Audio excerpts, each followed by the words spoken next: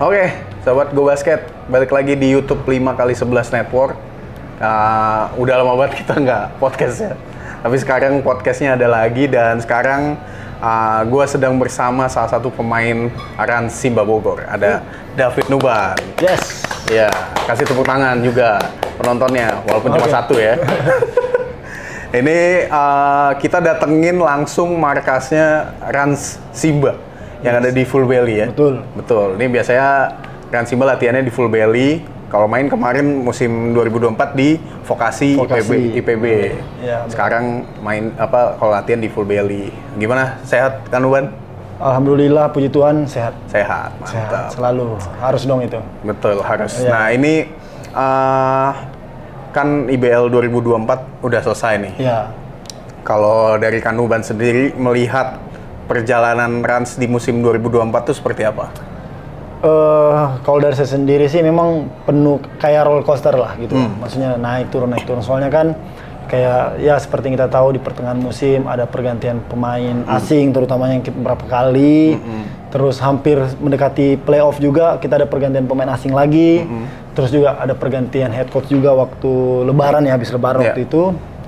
Ya memang penuh lika-liku lah. Terutama saya juga waktu awal-awal kan saya belum dimainin. Beberapa game saya nggak dimainin, tiba-tiba dimainin ya memang penuh warna sih dulu. Tapi ya kembali lagi karena kita udah kelar, kita bisa masuk playoff juga dan bisa berbicara juga di playoff gitu. Jadi ya sebenarnya sih bagus lah di season 2024 ini. Awal musim tuh banyak loh yang berharap Rans tuh bisa jadi juara loh.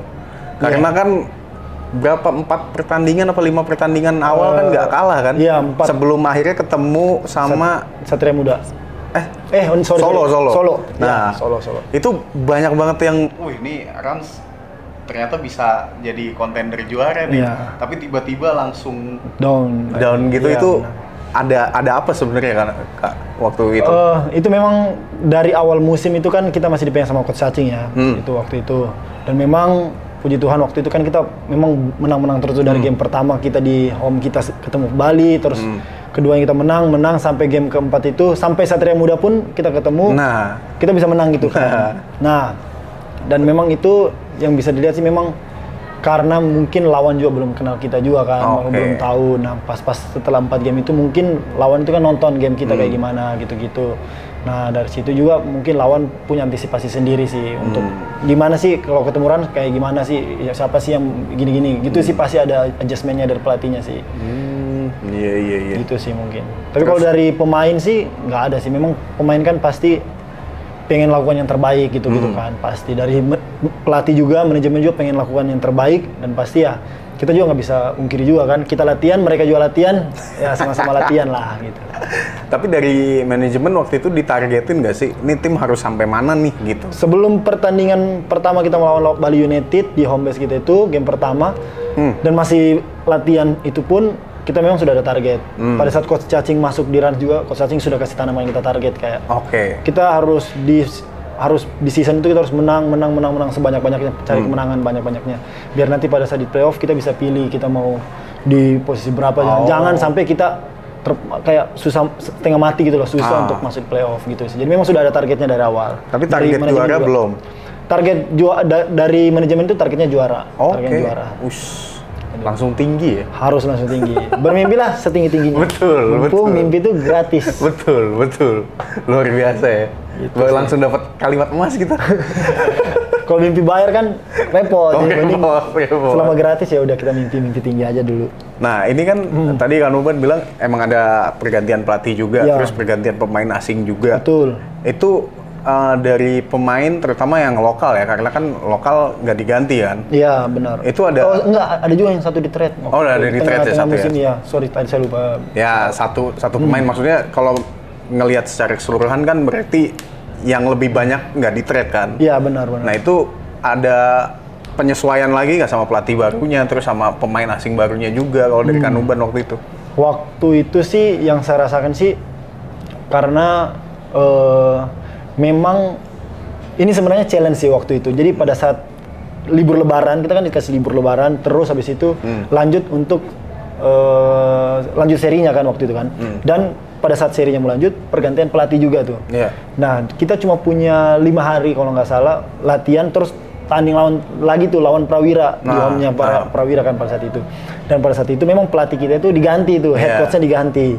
Dan memang pada saat itu challenge besar sih buat kita pemain, buat transnya juga, buat seluruh pemain juga karena dari sistemnya yang kita kemarin sama Coach Cacing sama sistem dengan pelatih baru ini beda gitu loh, beda banget.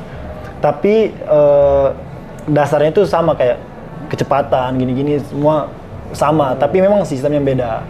Tapi kembali lagi, jadi memang waktu itu pelatih si Coach Thomasnya itu memang kasihkan kita itu nggak langsung numpluk gini. Jadi dalam 5 hari itu memang kita padatkan memang untuk persiapan untuk lawan Prawira dulu. Jadi ada cuma beberapa sistem doang yang dikasihkan, kayak kita harus matangin satu sistem di 1 hari itu. Jadi kita biasa latihannya 1 hari 2 kali. Jadi kita matengin 1 hari, terus kalau sudah mateng, hari besoknya masuk lagi sistem baru, hari ketiganya sampai kita lawan Prawira, dan situ memang Tuhan tolong kita bisa menang. Dan akhirnya itu yang membuat kayak moment of truth dari kita itu pemain Rans, kayak anjir kita bisa menang nih, kita bisa kalahin Prawira. Jadi semakin optimis lagi, berpikir positif lagi ke depannya, seperti itu. Semakin semangat. Waktu nggak pernah kalah itu pemain sempet kayak apa ya? Palanya besar kepala nggak sih? Besar kepala nggak sih waktu itu, sempet nggak? Yang awal-awal itu berarti ya? Sebenarnya sih kalau besar kepala sih nggak tahu sih ya, kalau setiap pemain punya pemikiran gitu, nggak tahu. Tapi kalau dari saya sendiri sih, karena memang saya belum main juga waktu saat itu, kayak kalau dari saya itu saya berpikir kayak penasaran gitu. Jadi kayak oke, kita habis ketemu tim ini kita menang, ketemu tim ini kita menang, ketemu tim ini Satria Muda nih coba kita lihat nih, menang lagi nih, ketemu ini menang. Jadi saya itu berpikirnya malah kita penasaran kayak, oh kalau ketemu tim ini bisa nggak kita menang, ketemu ini. Jadi bukan malah besar kepala gitu. Besar kepala. Ya, jadi kayak pengen tahu aja gitu. Gitu sih. Nah ini kan pergantian pelatih itu datang nih, Coach Thomas nih. Benar. Nah Coach Thomas itu namanya Coach Thomas Roy Jakers ya? Iya, betul. Itu diejanya kayak gimana kalau dari pemain?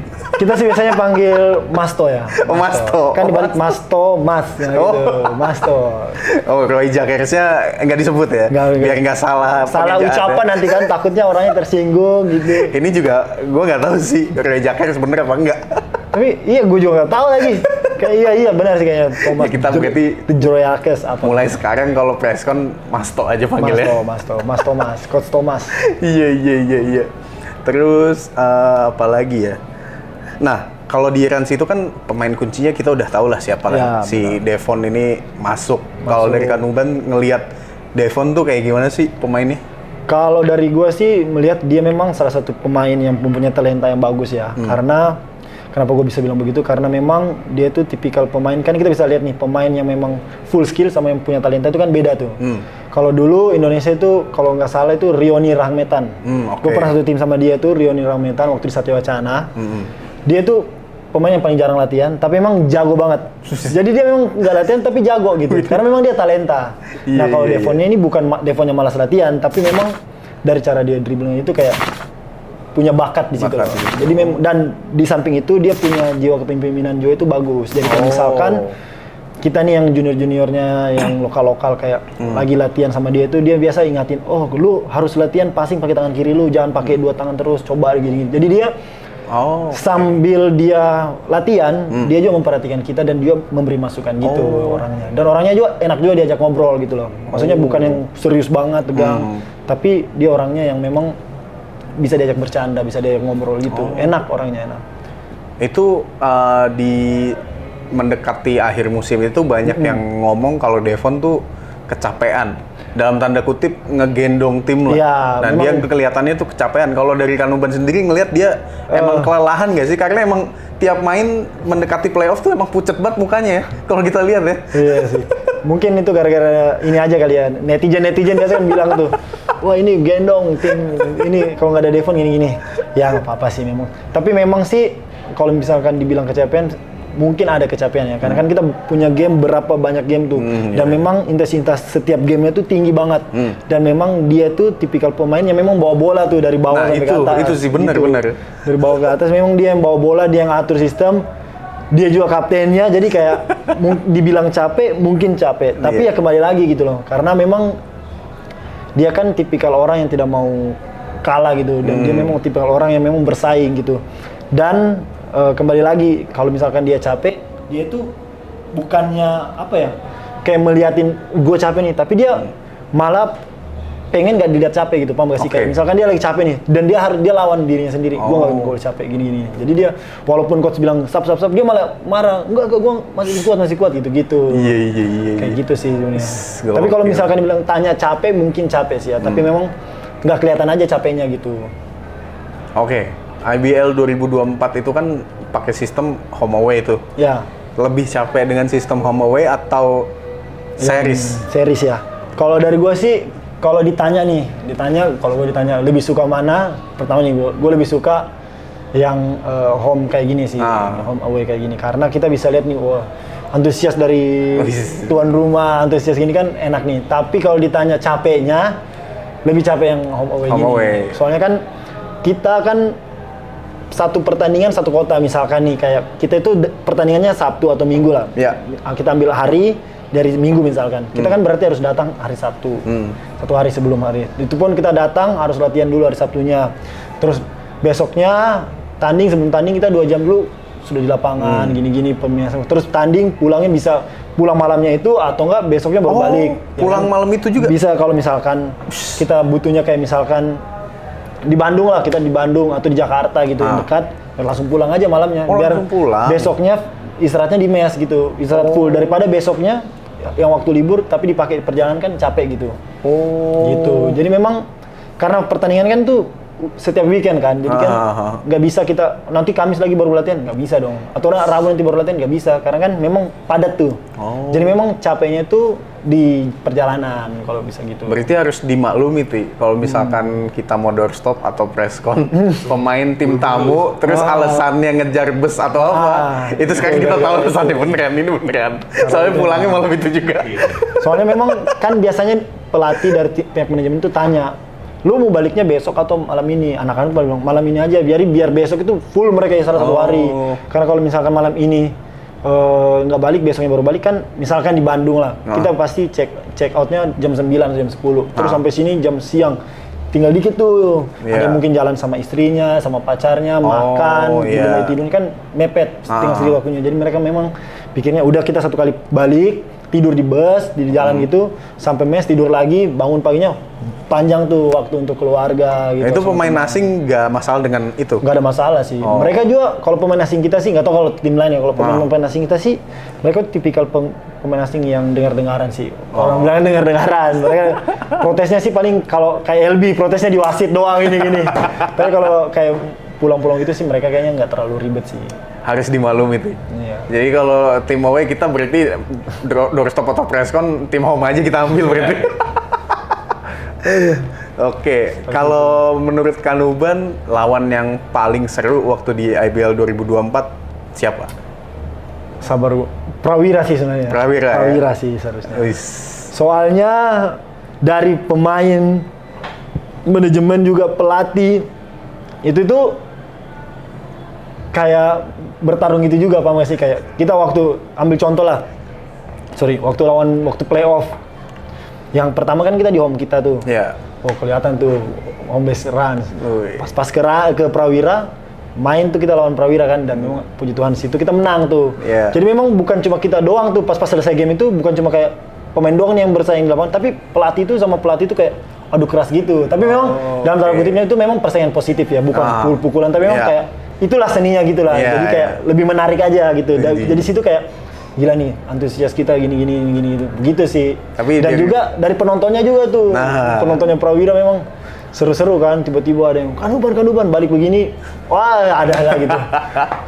Gitu. Itu juga derby Jawa Barat bisa dibilang kan, Bandung lawan Bogor. Iya benar. Itu merasa merepresentasikan Bogor nggak sih pas itu? Soalnya waktu pas seri season itu kan 1 sama skornya. Iya. Jadi waktu playoff kita di sini kalah. Iya. Di rumahnya kita menang tuh. Jadi mereka nggak terima, pas game ketiga itu memang ya sudah inilah orang bilang siapanya yang kuat, siapanya yang ini ya sudah gitu sih sebenarnya. Tapi expect menang nggak sih pas di home-nya Prawira di game kedua itu expect menang Rans? Kalau Memang udah target. memang kita target maksudnya menang. ya harus menang karena kalau kita kalah masa kita cuma kesana satu kali game langsung pulang kan. Oke. Memang target kita mau apapun yang terjadi harus menang gitu. Gokil. Nah, kalau di Rans itu tadi kita sebelum tag juga kan sempet dikasih private tour sama Kanuban kan di Ya. mes segala macem. Kan Kanuban bilang mes itu satu kamarnya berarti berdua. Ya? Berdua. Kalau Kanuban berarti sama siapa? Gue sama satu rookie namanya Aiman Arik. Oke. Aiman. Dia kalau sekamar anaknya tidur ngorok atau gimana gitu. Oh, malah kebalikan gue yang ngorok kali ya. Enggak. Jadi memang waktu itu jadi kan kita sebelum kesini, sebelum Rans pindah ke Bogor itu kan kita di Karawaci satu kamar seorang, satu kamar seorang. Terus kita pindah ke sini satu kamar berdua. Tapi memang kalau dari gua sendiri sih ada enaknya satu kamar sendiri, ada enaknya satu kamar berdua. Oke. Kalau sendiri ya memang mungkin lebih privasi. Tapi kalau berdua kan kita bisa deep talk, bisa tukar pikiran di kamar lebih Deep enak. talk. Gitu. Bisa tukar pikiran. Apalagi kan dia rookie kan, dia pasti Oke. banyak bertanya juga, Kak gimana gini. Gue bilang, Apa biasanya masukan yang masukannya aja gue Kasih. nggak tahu juga ya kasih masukan apa ya. Gue cuma dia biasanya bertanya kayak, Kepapen gue bagusnya kayak gini. Gue bilang masukin aja ya, lu kan posisinya gini gitu sih sebenarnya. Jadi mengarahkan dia ke hal-hal yang baik lah. Hal-hal negatif dia cari sendiri aja. Oke. Ini pertanyaan asik-asik aja ya. Asik-asik. Kalau di Rans itu pemain yang suka telat latihan siapa? Aduh, suka telat latihan itu tidak ada sih sebenarnya. Wih, tidak ada. yang telat latihan. Widih. Cuma ada beberapa doang. Soalnya Oke. kayak itu pun kayak karena kita kan habis libur terus mulai latihan lagi. Jadi mungkin kebiasaan di liburnya maunya siang ke bawah tuh gitu-gitu. Oh. Tapi kalau misalkan udah berjalan lama latihan nggak ada yang telat. Oh. Soalnya kan deket banget di sini tinggal Iya jalan lagi. 2-3 langkah sudah sampai lapangan jadi Iya lagi. mau bangun kayak misalkan telat aduh gila udah telat ini udah tinggal ini langsung masuk lapangan udah nggak telat lagi. Kalau telat bangun nggak ada waktu buat mandi mungkin ada yang sebelum latihan yang nggak mandi ada nggak? Wah itu gua kurang tahu ya tapi kalau gua sih nggak bisa sih kayak gitu ya. Gua biasanya kalau sebelum latihan nih gua biasanya bangun 45 menit sebelumnya.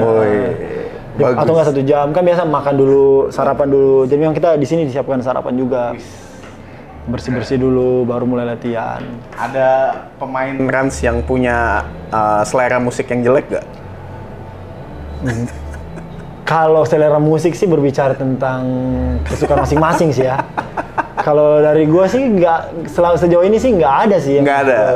Iya nggak ada sih. Musik jedak-jeduk mungkin yang Musik jeduk-jeduk, Aboy suka tuh, Franklin tuh, Wih. suka banget. Musik breakbeat itu dia suka banget. Widih. Anak breakbeat banget dia. Wih, bisa beatbox juga jadi jangan Bisa beatbox dia. Kelas. Bisa beatbox dia. Putra Bangka itu. Berarti kita harus tantang dia beatbox berarti nanti ya. kapan-kapan. Iya. Langsung todongin aja coba beatbox itu. Oke. Apalagi ya, kalau dari pemain asing yang bisa dibilang yang paling merangkul anak-anak siapa? Salah satunya Devon. Tapi hampir semua pemain asing sih merangkul. Merangkul ya. Jadi kayak misalkan kita mau pergi cabut makan bareng-bareng gitu semuanya. Oh, bareng-bareng. Bareng-bareng. Dia juga di sini juga berarti? Di sini juga. Tapi kalau iya, jadi hampir semuanya event itu John Field yang bisa bilang baru banget yang telat, dia juga kasih tahu kita juga, dia rangkul kita juga gitu-gitu. Enak juga dia. Oke. Kalau oh iya, kalau mau home game ke Vokasi kan, itu berarti jaraknya nggak jauh ya? Cuma 15 sampai 20 menit lah, dekat. Yang macetnya sih di lampu merah doang. Mungkin ada inisiatif mau pemanasan jogging sampai Vokasi mungkin dari Sepertinya sih ada ya. jogging Tidak ada juga bareng sih. gitu. Lumayan jauh juga bos itu. Ini lumayan jauh juga itu Vokasi. Itu masih berapa kilo ya? 3-4 kilo kayaknya ke sana itu. Kalau jogging ya. Iya, jogging lumayan Kalau terasa sih. naik mobil, naik motor mah 15 menit lah ya. 15 menit. Oh iya. Oke. Nah, ngomong-ngomong soal ini kita udah ngomongin IBL kan. Ya. Terus kita ngomongin soal hobi Kanuban Oke. yang agak unik sebenarnya. Unik, betul. Yaitu Tamiya Mini 4WD. Hei. Wis. Sebenarnya coba cek tas gue, tolong Ti. Apa nih? Nah, Ada gue mau pamerin juga. Selain gue pamerin jersey ya, yang gue beli pada saat home game, gue juga mau pamerin. Gue juga nggak kalah sama Kanuban nih. Kalau tau gitu gue bawa Tamiya gue, tapi Jangan. udah nggak tau di mana Tamiya gue ya. Kalau Tamiya Kanuban, kalau tadi sebelum tag dikasih lihat fotonya sih emang udah Tamiya balap. Tamiya balap. Kalau punya gue standar aja. Nah, Kita lihat dulu nih Tamiya nih. tapi Tamiya standar. Gak kalau apa-apa. menurut gua. Kita juga. Ini udah bagus loh ini. Magnum. Tahu nggak yang punya siapa kalau di film? Aduh, ini gue kurang ikutin juga. Tapi memang ini yang pemeran utama cuy. Iya benar. Ini pemeran utama Pemeran nih. utama benar. Magnum. Nah, ini bisa terbang juga di Di film. Ini di film. Di film bisa terbang. lagi nggak ada baterainya tapi. Iya ini. Ini standar, masih standar banget Iya. sih. Standar Nah, banget. ada dua tipe pemain Tamiya ya. Biasanya ada yang suka 4WD, ada yang sukanya 2WD. Yes. Kalau Kanuban pilih 4WD atau 2WD? 4WD dong. 4WD ya? 4WD pasti. Emang lebih kenceng 4WD apa 2WD sih? 4WD, 4WD. Kalau 2WD kan cuma bannya dua. Ban yang doang. belakang doang. Iya, kalau 4WD 4-4 ya kan? Cuma kalau kita main di tempat kita, yang 2WD pasti nyalip yang 4WD. tergantung dari dinamonya, jenis dinamonya. Baterainya Kalau- juga itu tergantung. Kalau akselerasi pas start tuh emang 4WD langsung wuus gitu Iya, kan. benar. Kalau 2WD kan nunggu muter nunggu. dulu baru kenceng tuh. Nah, Kalau- ini salah satu mobil paling pelan di tongkrongan. Wah, kalau begitu nanti kalau gua dapat Tamiya gua kasihin satu dah. Wih, Kalau gua dapat ya. iya kalau dapet. Gua nggak tahu tempatnya di mana soalnya. Bagus loh ini. Ini chassisnya juga chassis standar ini. AR. Betul. Chassis AR. Karena dia bentuknya gini kan. Baterainya di tengah, ada baterainya di depan, belakang. Dinamonya di depan.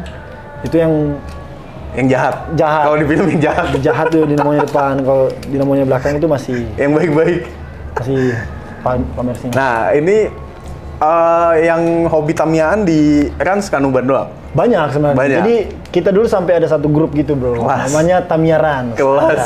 Tamiya Rans. Jadi personilnya itu salah satunya itu Bang Jali, asisten pelatih kita dulu.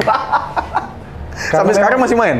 Oh udah jarang banget Oh, udah sekarang. jarang ya? Dulu Kak Bima Rizky, ya. Nuke, Alfredo. Nuke main juga? Nuke main juga. Oke. Alfredo, terus gua ya salah satunya. Terus ada dulu kameramen kita namanya Dika juga. Oke.